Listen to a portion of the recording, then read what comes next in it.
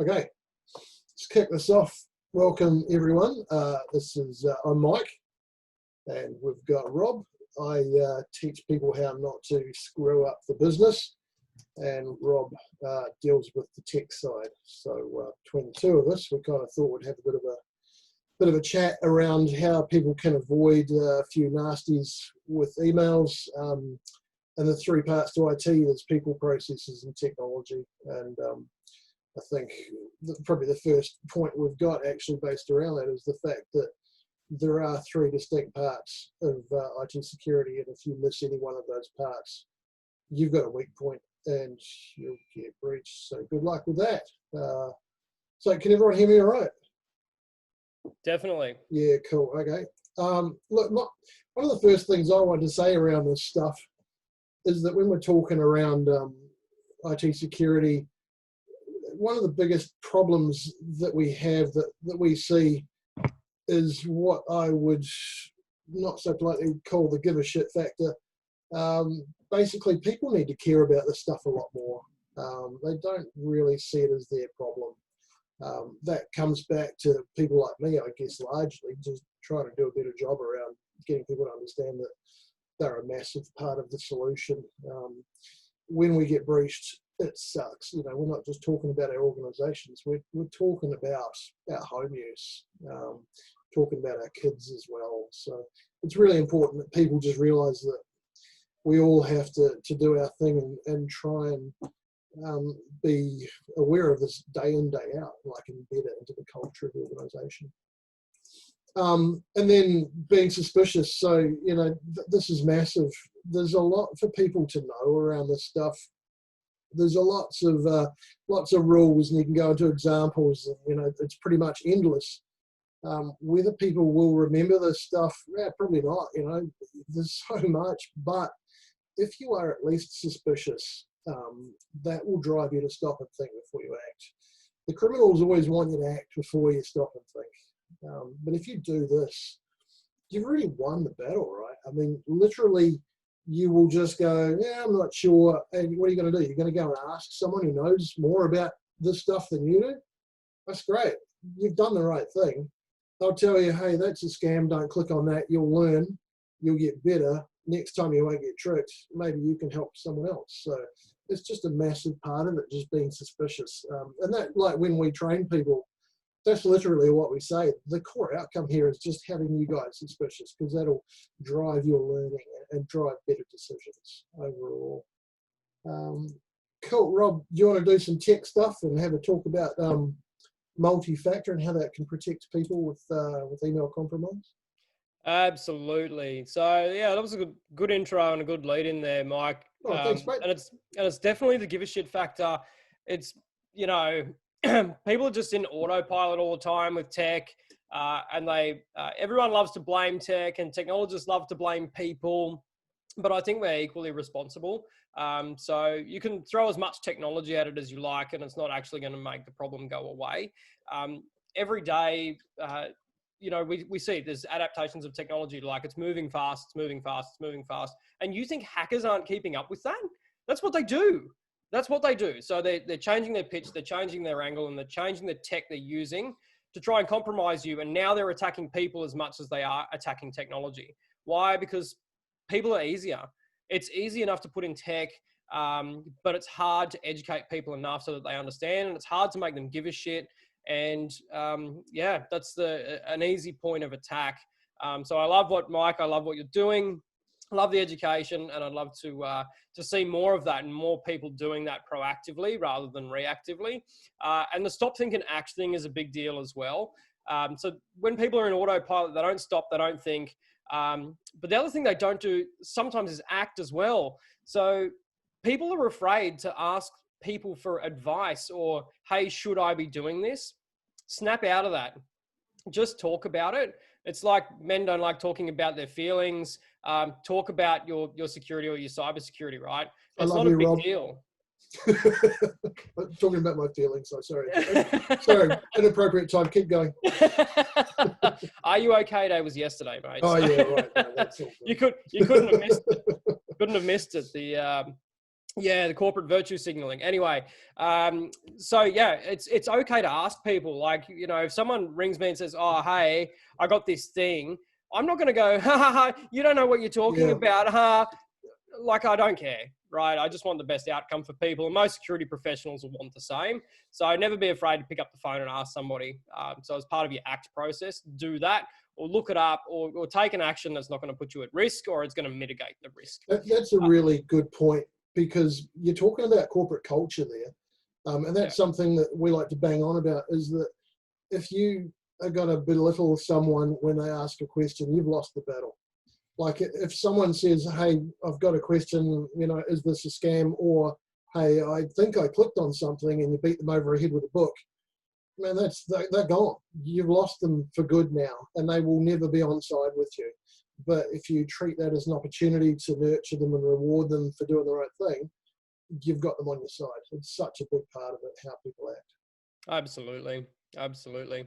Now, leading on from that, speaking of acting and doing things and taking action, one of the biggest things from the technology side that people can do to protect them, particularly against business email compromise, phishing is a big thing. I love Mike on his LinkedIn has no, don't click that, right? So what happens, you know, this is really easy. You get an email and they say, "Hey, do this, click this thing. You need to download that, or you need to go to this website, or you need to check this." They click and they go, "Oh, you need to log into whatever, Microsoft, Google, whatever." And you put in your username and password and you go, "Oh, that didn't go anywhere. It didn't do anything. There must be something wrong with it." Too late. You're done. That's it. It's all over. You've given it away if you don't have multi-factor authentication. So quickly, what it is, it's a second factor or second form of identity to prove that you are the one who's authenticating. So as an example, you put in username and password, and then it should send a little text to your phone, or you might have an authenticator app, or you might have a security key, you might have a hardware token, just a second factor of authentication to go, "Hey, it's legitimately me trying to log in." So if you do put in your username and password somewhere dodgy and they get it and they try and log in, you'll get a little text on your phone going, "Ding, ding, you need to put in this code." And you'll be going, "Oh, well, I'm not logging in anywhere. So what's going on here?" Update your password, problem gone, right? Email not compromised, or your user account not compromised. So multi-factor authentication is the biggest one. You know, in terms of statistics, more than 90% of hacks could be stopped just by using MFA. Super simple stuff. Most applications have it. Turn it on for all of your applications. If you're in the Microsoft stack, it has it. If you're in the Google stack, it has it. If you're in Amazon, it has it. The Australian government just released legislation saying that if you have your financial transactions in a system, that the ATO's said you have to have multi-factor authentication turned on, or two-factor authentication. You have to have that. It's legislated. So this isn't a, you know, some new novel concept. This is just something that you can turn on and your systems support it. So my recommendation, go find out how you can turn it on if you don't have it already, or find a professional, someone who supports your software or your IT provider, ask them to turn on MFA on everything. Yeah, for sure. And it's not a hard thing either. Some people think, "What, I'm going to have to be challenged every time I want to log in with a second method." No, it's on new devices. The first time you log in on a new device or a new browser, you do it once, you're good. Like, until you change to a new device, you don't get challenged again. So it's easy going. Can I chime in there? Well, Yeah. Just as casual. That's interesting, Rob. I actually didn't know that was legislated, but I did know that Xero made two-factor authentication mandatory for all licenses, probably about, would have been 6 to 8 months ago, I reckon. Yeah, that was obviously because of that legislation. Because I was like, that's kind of, okay, accept that. But, and that's good, but I was like, why are you forcing people to do this? Now I understand why. Look, Thanks. That's where I come from. It makes a massive difference with not being breached. It really does. And we recommend that for wherever you can turn it on, turn it on. And if the Australian government's legislating it, you know, they're 10 years behind on everything tech related. So if they're legislating that, that's how old it is. Yeah, I can appreciate why they're saying that for financials, right? Because like, and particularly for somewhere, a system like Xero, like, because Xero is connecting through and uploading taxation, business taxation information directly to the tax office, right? And so, super. And super, that's right. And so you want that information to be tickety-boo. So So I can understand and appreciate why the government would see that, right? Because, you know, I'm sure the Chinese would be interested in being able to hack into taxation and business information of that nature. So if they make that law, then it makes a lot of sense. Yeah, absolutely. And financial fraud too. Yeah. Cool. All right. Chugging along. Look, back to me now, I guess. I think one of the things that we come across in the awareness space quite a lot is the fact that people don't recognize these 5 potential scam warning signs. Look, they're pretty simple. The first one is fear factor. This is massive in scams, right? That and the free lunch. When you get this stuff, people's brains just don't work logically. They go into this almost fight or flight mode with the fear stuff anyway. With the reward stuff, you're going, oh my God, you know, I want something nice. But you bypass this rational thinking. You do things unconsidered and you click on stuff or get tricked. Curiosity is another big one, in that you'll get stuff that doesn't quite make sense. And if you're not suspicious about it and you go, what is that? You want to have a look. And some of the stuff we receive today, it gives us real sense of fear of missing out, and you're really curious about it and you want to open the damn thing. It might be a PDF. Well, maybe not such a great idea, because even a benign PDF, you think it's like an image-based document, but that can hold some code called JavaScript. And yeah, it can, you know, ruin your day pretty badly. Urgency as well, you know, trying to just get people to do things quickly, unconsidered. Crims know that, hey, we finish work at 5 o'clock or just before lunchtime and do this thing urgently.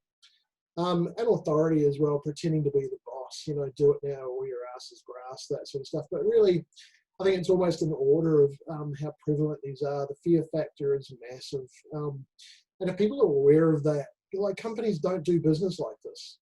You know, what sort of company says, you know, you're going to go to jail if you don't do this? Oh, it's not a good way of doing business, right? Everyone's respectful. So see that stuff, just assume it's a scam, be suspicious and chase it out. And then around the email stuff, 3 simple questions to ask that we find really help. Did you request the email? Were you expecting the email? And does the email make sense? If one of those 3 things don't add up, then again, just be suspicious. Get on the phone. Like, getting on the phone is massive, right? It's so good because you have their number, or you can look up their number. Don't use a number you find on a dodgy email, but just get on the phone, make a phone call. If someone says, well, no, that wasn't me, you just nailed it. You hit it out of the park. You could have saved your company like countless dollars just with a simple phone call. It doesn't take a lot of time. And hey, frankly, you know, getting on the phone and having a chat to one of your customers or something, it's always a good touch point, you know, so it's not a bad thing. Back to you, Rob. Patching. How does this help with email fraud? Patching. So we all know what Windows Update is. We all love Windows Update, how it asks you to reboot your machine right when you're in the middle of something really, really important. So patches come out from Microsoft Patch Tuesday, but patching for everything, for all your software, right? So behind the scenes, what your software vendors are doing is they're looking for potential vulnerabilities within their software. And as things move on and as things progress, they identify new vulnerabilities. They patch those vulnerabilities with software patches, right? So that people can't hack your systems. Keep everything up to date. Just keep everything up to date. It's not hard. It's not a difficult thing to do when you're me. But if you're just a basic end user, right, and you don't know, okay, well, is my system up to date? Are my applications up to date? I just don't know. Do I have vulnerabilities? It's pretty simple. Managed services IT. There's a reason that people move to that. It's because that's what people like us do. So for us, it's super simple, right? $10 a device a month, and we'll manage all of that stuff for you, and you don't need to worry about it, right? We'll just make sure that all of your applications are up to date. We get reporting back on it. We can see all of that. And we can make sure that those vulnerabilities are patched as soon as the updates come out from the software vendors. So really good stuff to do. Keep everything up to date. I think just adding to that, it's really important that people understand that when a vulnerability is first found, it's found by a good guy or a bad guy, right? good guy can investigate it and they can report it to the company. Bad guys can sit on it and exploit that vulnerability. In either case, when the company finds out about a vulnerability in their own system and they report that, well, hell, everyone knows about it, right? Good and bad. So until you patch it, you've got this window of opportunity for the crims to have a crack. So did you see, Mike? So the security analyst looked at this month's patching that came out and identified a patch that was coming out for Exchange. And that patch was basically identified a vulnerability where an email could execute code within the Exchange environment. No one had to touch the email. It just hit the system and it could execute code within the Exchange server environment. Yeah, that's scary. That's terrifying. There was a similar one with Preview a while back where you just preview an email and that could cause some grief. Yeah. And they patched that, of course. But that's horrific. And this is exactly why, patch comes out, slap it on. Don't muck around. And that was public information, right? So what do you think every hacker's doing right now? Yeah, exactly. They're targeting that vulnerability. Yeah. So question for you, Rob, on this slide. So what's the response to the CIO? Or no, actually it's not the CIO, it's the CFO or the COO who says, no, we can't do that patch because that's going to break our business process. Because we did a test and it screws up our system. So we can't, because we've got these legacy systems that they're running our core businesses. We can't do the update. Yeah, so that's a mega challenging one. It's basically you run the old cost benefit analysis and just go, okay, well, let's risk profile this. What's the chances that it's going to happen? So you look at the do the risk analysis and go, okay, well, what's the risk that we're going to get hit by this? And then what's the cost? Yeah. And then what's the cost if we do? What's it actually going to look like? Break legacy systems. They're always my favorite. I came from a background of doing software, so it is. Mike's getting interrupted. That's my mum and dad calling me from New Zealand. I turned Skype off on the computer. I forgot on the mobile. My bad. Yeah. So looking at, they're not going to leave you alone. I'm not going to leave you alone. Keep going, Rob. Sorry, I'm going to deal with this. That's okay. Sorry, Carl, coming back to you. Yeah. So always looking at the risk, and what's the cost going to be? So is it low risk or is it high risk? And is it low cost? Is it high cost to the business? If we do get penetrated there. And then if you're talking particularly to a CFO, CFOs are always my favorite, right? Because they're driven by balance sheet and, risk isn't a big thing, but cost is. Yeah. So if you can pin a financial figure to it and just go, okay, well, if we get breached and this happens, here are the potential things that could occur, right? So if they execute code, it might bring down our mail system, which means we can't communicate with our clients. And if our sales team can't communicate with our clients, the potential revenue loss is X. The potential reputational damage is X. It's going to equate to a loss of X. This is why it's critically important for us to be able to patch this stuff. Now, in terms of the business systems and the business processes that need to be executed internally and what that looks like, analyzing what's going to break in that system. Of course, you need to strike a balance as well. As technologists, we always go, you put the patch on, update the system. If it is going to break a critical business process, making the decision as to whether you proceed with that or not. Technologist in me always says, proceed with the patch, mitigate the risk. But breaking internal systems and looking for a workaround there, it depends what degree of impact that is as well. So it's a good question and really, really hard to answer. I think it's a case-by-case basis thing. Yeah, you're right, Rob. It goes to their risk management and how they deal with risks and costs. I think Carl was going to unmute himself and come back to me on that one. I was. You saw my arm move. I'm not spying on you, Carl. No, but I turned my video on for that purpose. But I totally agree. What I find in practice is that the actual security aspect of it, the security risk and cost thing, is actually a really, really, really good motivator to change legacy systems. Because the thing that what I find in my work is that it's actually the people side of things is why people don't update their legacy systems. right? So you get over that by saying, hang on, you have a significant security risk because this is a known vulnerability. The fact that they've got a patch tells you it's a known vulnerability, right? So the patch comes, you know, after all hackers know that they can get you this way. So, Yeah. so that opens you up, and the potential of that, because it's a, you know, it's a critical business system. So if you get hacked through that system, the cost, you know, as you would know, when you do the cost benefit analysis, that's honestly, it's not objective. It's all about the assumptions that you make, you know. So if you're a clever business analyst like me, you encourage, you make assumptions that make it clear that you need to make this change. And, Yeah, absolutely. and don't forget, and you overcome that, and you deal with the business process problems. They're always manageable. Yep. But when you get into the environment, oh shit, I've been hacked. That's not a place you want to be. yeah. You can't change the fact that there's a vulnerability, but you can change the business process, right? So Always. as a good BA, you know that. You know, we can change what we do, but we can't change that there's a vulnerability, and we can't change if we get hacked. That's just, it is what it is. So that's exactly right. Yeah. And so that's a really valuable, that's actually the angle that I find is really has a lot of influence. Yeah.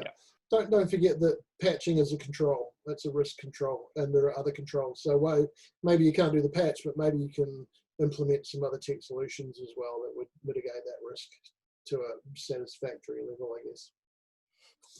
All right. Look, getting back to the people side of emails, there's two things in emails that are the pain train immediately. File attachments. If you double click on a file attachment and it's infected with some malware or whatever, that's it. You're done. You're toast. You're done pretty much.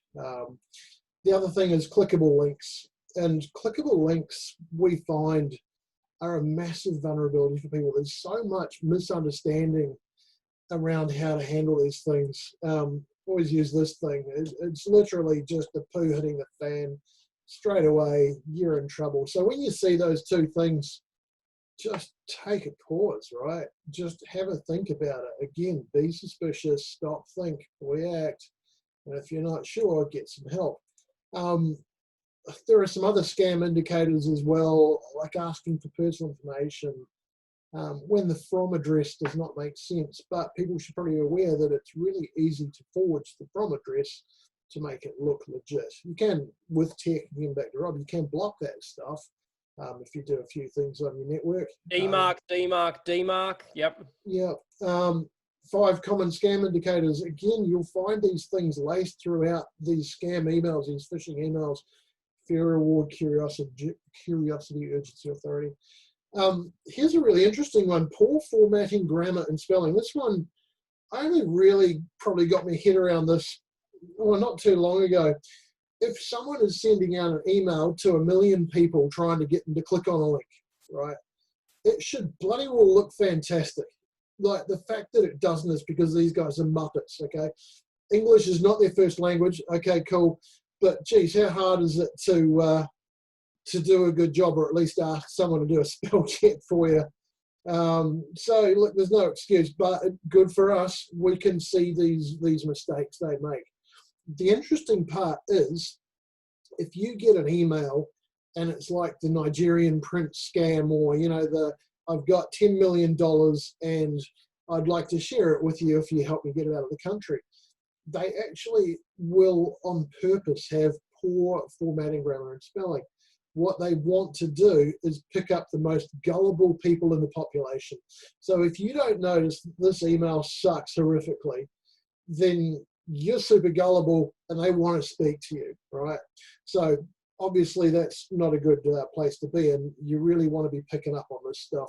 There should be no excuse for that at all. If you see that, it's a big indicator of a scam. Did anyone know that? Just anyone? Hey, I follow you on LinkedIn, Mike, so I'm well involved in this conversation. Yeah, cool. I already knew, but okay. Yeah, I just find that really fascinating that they do it on purpose in some situations. Look, the other thing they should always say. Can I say? Yeah, go for it. So, hi. Hi. So the core grammar thing I think is hilarious, right? Because it depends on the industry. So some of my clients are in the construction industry, where you've got, you know, a number of sort of self-made success stories that maybe only finished junior high school, and they're trying to get paid. They're sending out emails that sound really threatening to, you know, people who owe them money.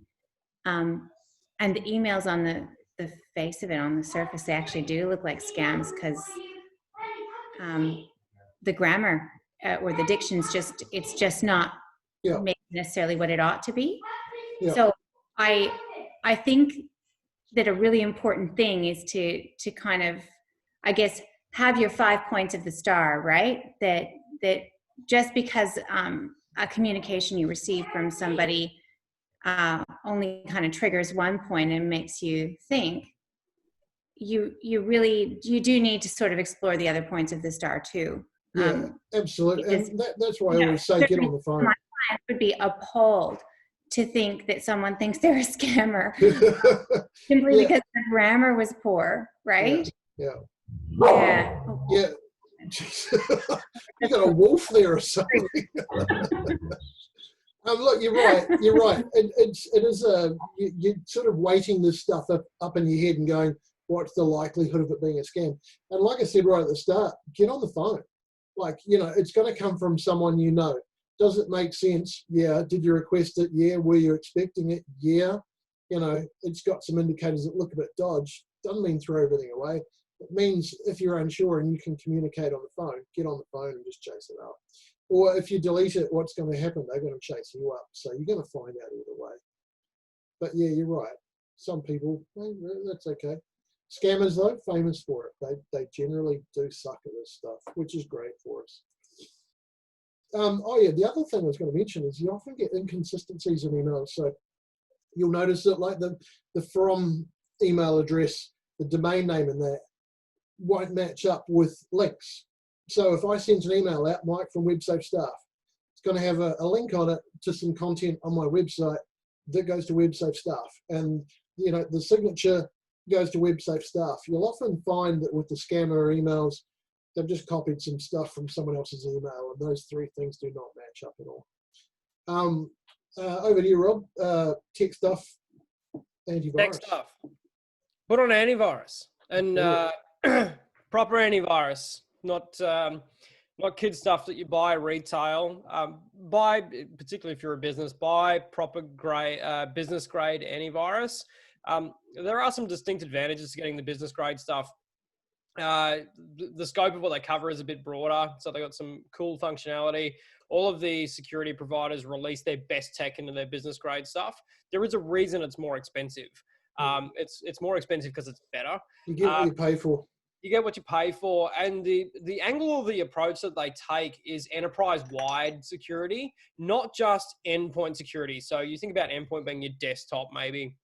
But these companies that you can see here, so we do Sophos, so I can really talk about it in a Sophos perspective. Sophos, you know, they'll have a gateway firewall, and all of their endpoints, which is your computer that have antivirus, are connected to that, right? They talk to one another. The reason that they do that is because if you get ransomware on your computer, what you don't want it doing is infecting the server or other computers in your network, or being uploaded to SharePoint, to your SharePoint or your OneDrive library, and ransomwaring everything up there across the entire company, right? So what it will do is go, hey, this computer's got ransomware, and it'll lock it from the network because it's talking to the firewall. So there's some cool stuff that you can get by putting in place some business grade antivirus solutions and security solutions. They make a big difference. So it's a bit more an investment, not much more. You'd be surprised at how affordable it is, but it makes a big difference if you do get that enterprise-wide tech. Yeah, fantastic. And keep it up to date. And God, keep it up to date. Pay your renewal, download the update, download the definition, make sure it's up to date. When your signatures are a year old, you're not going to do well. Cool, thanks. this is one that is close to my heart. When we teach this section, it blows my mind that so many people still do not know this. When you have a link, you hover on it, right? What it actually says, websafestaff.com.au, the link that you're presented with, unless it's an SMS message, which you can't actually, the link you see is where it's going. Well, I just skimmed past that. The hover is everything, right? That is where it's going, okay? The link that you see initially before you hover means literally nothing, right? So people get confronted with stuff like this. It could be a bank or whatever, you hover on it, cool, comes up with something totally different. This is, I'd say, 20% of people that we train still do not know that you need to hover, and hover on everything, right? You've got a link in an email, hover on the damn thing. You're on a website you know and trust, hover on the damn thing and have a look at it, because websites we know and trust get hacked. And what do? They want to change the links, okay? So it's a big part of dodgy links that we actually see. Probably the other thing is know your destination. So if you get a link that says something like that, Office 365 login, you hover on it and it's going there and you go, yeah, that looks all right. Well, is that actually correct? It may look all right, but, do a quick search on this stuff, Office 365 login. Oh, I should be going to office.com.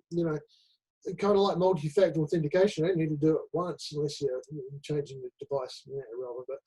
But look, office.com, that's in your brain now, right? Next time I need to go to office.com, this is a dodgy link, okay? Do you see much of that, Rob, that people don't know about the hover? Yeah, I do. I see it all the time, and people not thinking about, just not checking. It takes one second. They just go and click, don't they? This is why my tagline says, no, don't click on that, because I see so much of this. It's crazy. It's just hover your mouse over it just for a second. And for people who are only listening to the audio of this, Mike as well, I might just explain what's going on. So, Mike had a URL, so or a clickable link, so you can tell because it's underlined, right? You wave your mouse over it, and it's going to take you off to somewhere, and it will show the actual URL or the address that it's going to, the web address that it's actually going to go to. So you know how you can have those buttons that say click here, and when you wave your mouse over it, it'll tell you what website it's going to go to. That's what we're talking about. And just even if it says, for Mike here, it's saying websafestaff.com.au. He hovers his mouse over it. It actually says websafestaff.com.au. So you know that you're going to the right destination. The second link he's demonstrated is nab.com.au. But when he waved his mouse over it, and I love this, youisscammedsucker.com. Right? So it's actually pointing to somewhere else, and it's using the same sort of tech that you see for that click here, or click this button, or click button to register, kind of like we sent out to everyone for this webinar. Which is, ironic, I know, but you all clicked it because you trusted us. We'll get back to that. We'll get back to that. Yeah, it's a big deal. It honestly is. I have to pipe in here. I'm sorry to interrupt, but this is where it's at. This is the biggest weakness right here in all of cybersecurity. In my life, I work with small to medium businesses, helping them to upgrade their business systems, right? I had a client that got hacked using this method. They lost $70,000 from a hack, where the financial manager got access to the Microsoft environment. and they gave them the password, right? And the hackers were logging into the Microsoft environment and sending the business's clients updates of banking details, right? And it happened because of this. The regular person doesn't know how to read a URL. That's the next thing I'm going to show. That's okay. Oh yeah, I see. Yeah. This is where it's at. I know. This is where it's at. I totally agree with you. This is a big deal. It is. This is a big deal. Carl, I'm sure there's commission kickbacks from Mike if you put him in touch with everyone. But this is work out a referral arrangement. This is why I love Mike's stuff. I love Mike's stuff on LinkedIn because he's trying to educate everyday people on this stuff. I'm passionate about this. People need to know this stuff. Right? This is primary. The reality is this is primary school stuff, right? For users of the internet. Yeah. The regular financial administrator, the regular person who does financial accounts and bookkeeping, they don't even know how to. The reality is they don't understand the URL. So, and hackers are clever, right? Because the reality is that hackers don't have my sucker, youaresucker.com. yeah, for sure. They have NAB / NAB dash mybank.com or .net. That right? is exactly what I'm just about to show. Yeah, you're right.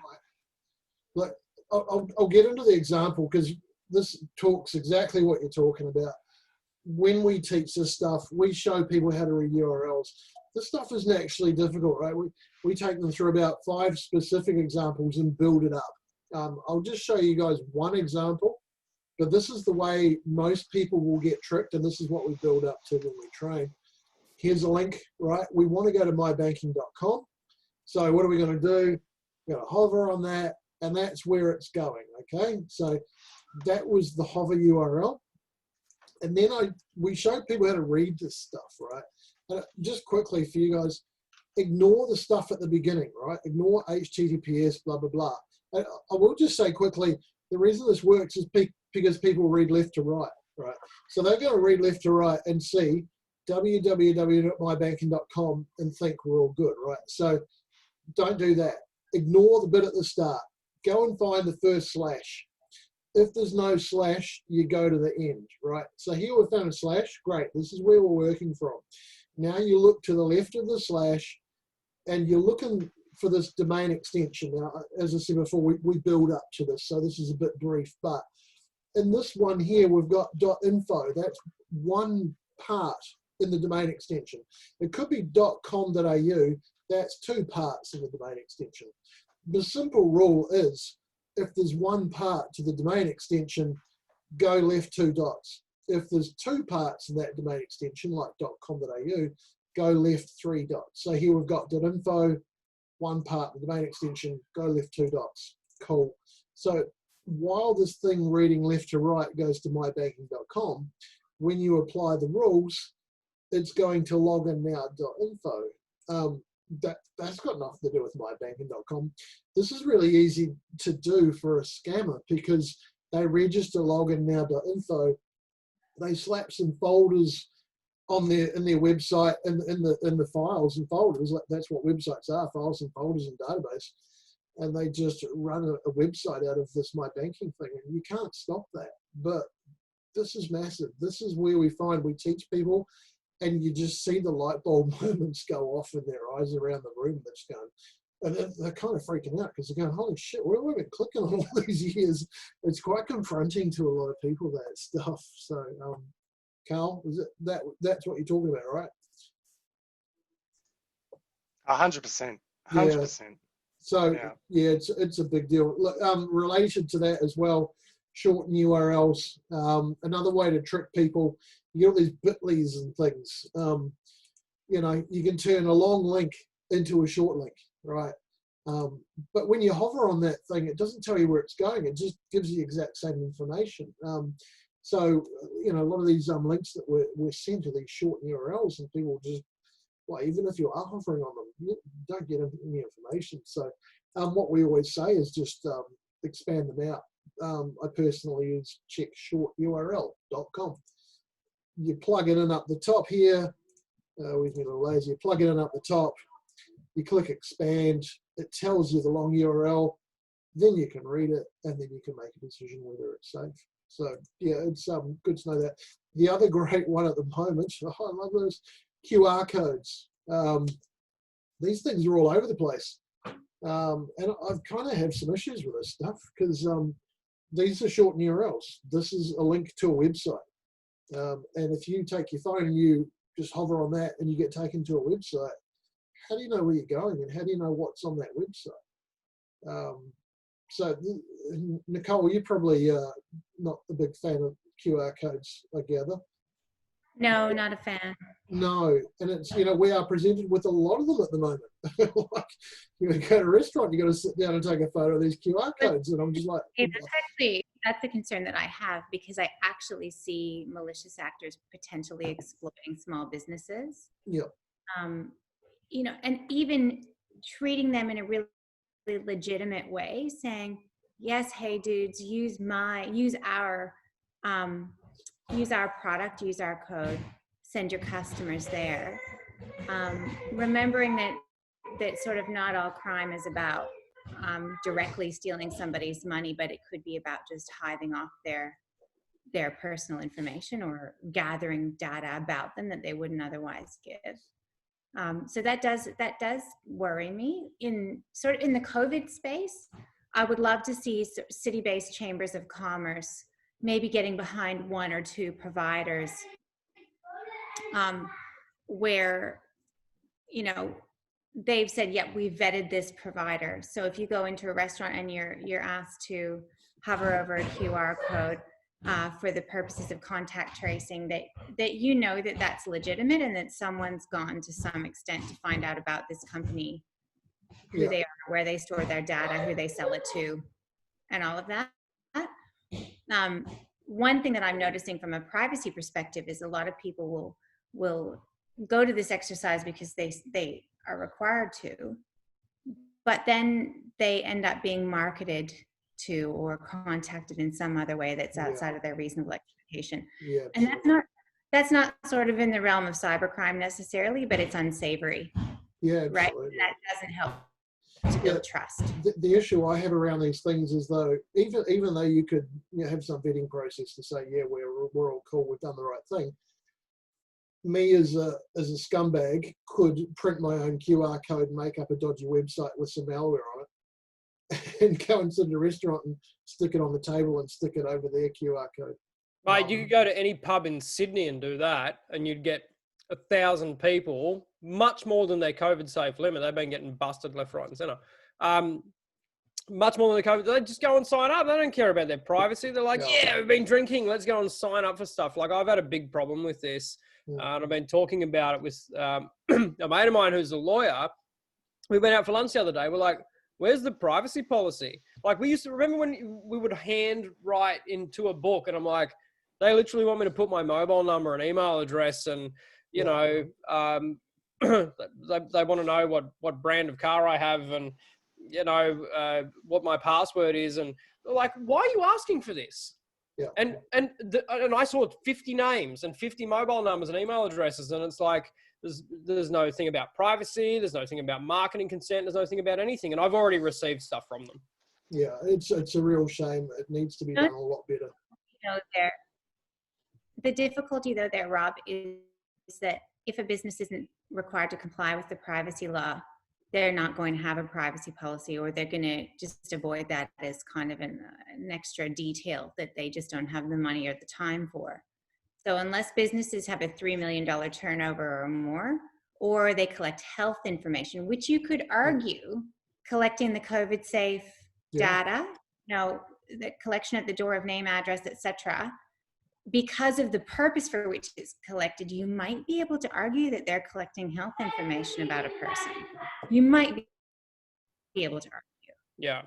But even so, most of, like, you know, the nail salons, the hairdressers, the cafes, the pop-up food trucks, you know, these guys are not going to be across their lawful obligations around privacy. And I find it really disappointing that you've got companies that are marketing to them and saying, hey, here, use our product because it looks good from a community or consumer trust point of view.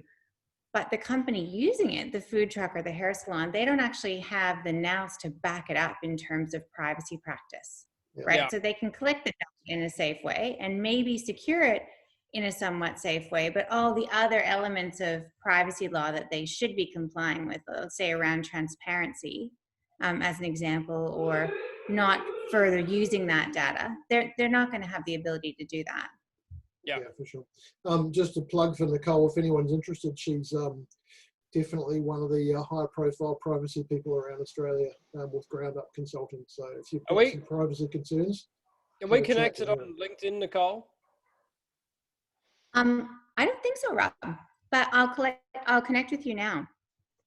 So Mike, did you put in a marketing consent on registering for this webinar, by the way? Yeah. Yeah, very funny. I think I've sent most people an invite. I don't know. All right. So for people who don't know, can I add, I want to add something else to this conversation here, that I actually hadn't ever thought about this until you've mentioned this, but can you just go back a slide there, Mike? Sure. The back to that QR code, right? Let's think about the hairdresser or the nail salon manager that Nicole was referencing there. They see that thing, right? Now, to a human, every single QR code looks the same. Now, do you know who else uses QR code in a very legitimate security way? Google Authenticator. Yeah. Right? If you want to set up your two-factor authentication on Google Authenticator, it shows a QR code on the screen. Microsoft's the same. And you point your camera, the camera on your phone, right? Now, from a human perspective, the human psychology perspective is, well, I'm doing this with Microsoft and Google, therefore I'm thinking QR codes are safe. Yeah.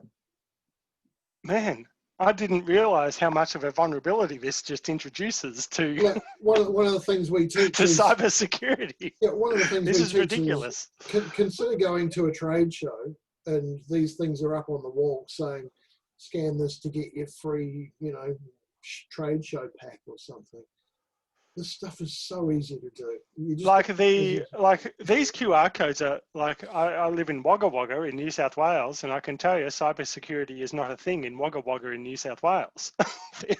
And every single cafe has a QR code in it, right? That says, make sure you log with your COVID safe app. And, if a malicious actor, they could easily just replace that, just take the cafe one off and put their own one there, and they could be collecting all the details. Because you're giving your email address and your phone number. I've got tons of information out of a cafe. It's great. I've got a marketing list out of it, so it really works well. Yeah, this is maybe the bad. also gives people maybe a false sense of security, or an elevated sense of security, when in fact they shouldn't necessarily be trusting on the face of it that whomever has provided the QR code is trustworthy or reliable in terms of what's going to happen to their data. I mean, that's an issue for me, right? If I see a QR code in a bus stop, I'm not going to scan it because I don't know anything about it or the provider of it. But that's me. I mean, I'm a privacy professional. I do that kind of thing for a living. I think like that for a living.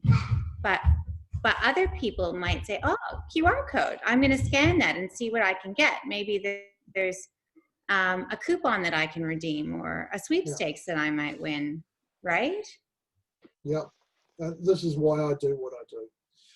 I think I would say, Nicole, that it's even more simple than that, is that like in an environment like the COVID thing, is that when you go to the cafe and the cafe owner is saying you have to scan the QR code, because otherwise the police are going to come to my cafe and they're going to audit me to make sure that I've got to it's not Melbourne here.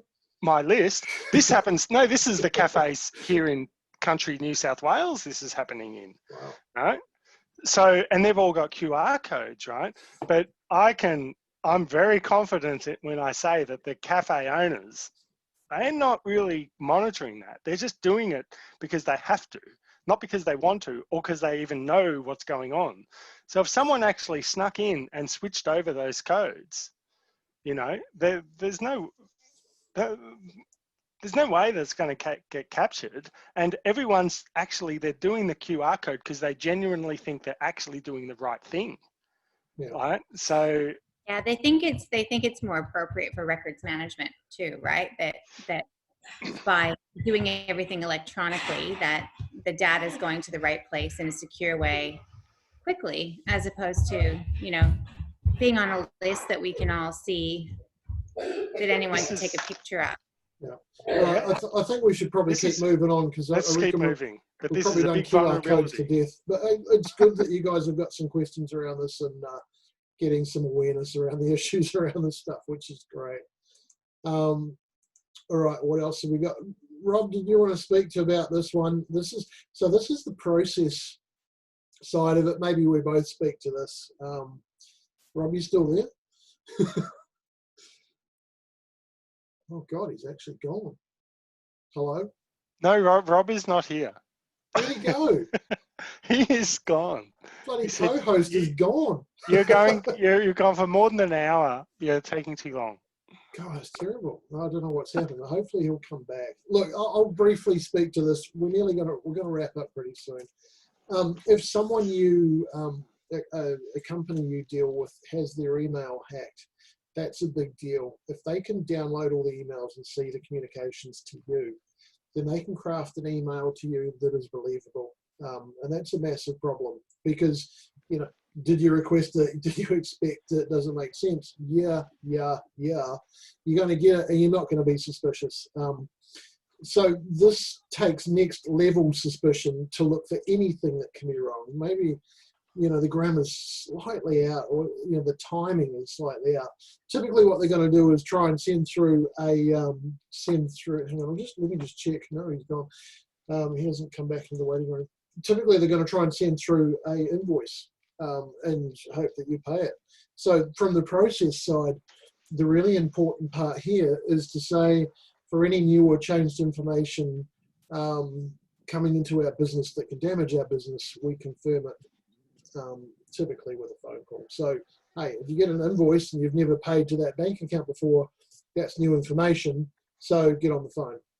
If you get an invoice and it's got a changed bank account in there, that's changed information. Get on the phone. That really there is going to stop you from getting smashed with a fraudulent invoice. It's really that simple. That's the basis of it. You can do a bit more around that, but I know that would have helped out a lot of companies that I have come across. Backups. So if Rob's not here, I'm going to speak about backups. I'm all cool with that. Just back your stuff up. If you're not already cool with this stuff, there's things you can do around regimes, grandfather, father, son, 3, 2, 1. Look into that stuff.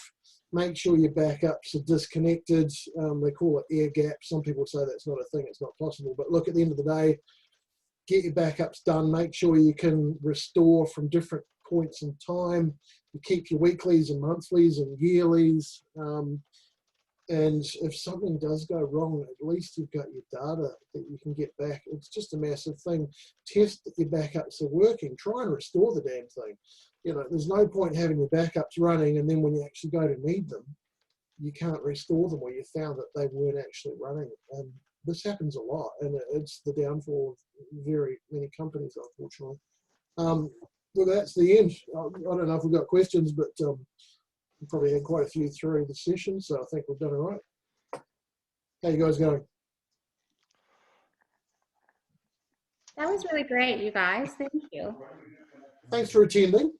I hope you guys got something out of it, and thanks for your input. That was really good. There was some really great discussions there, and good input, so I appreciated that.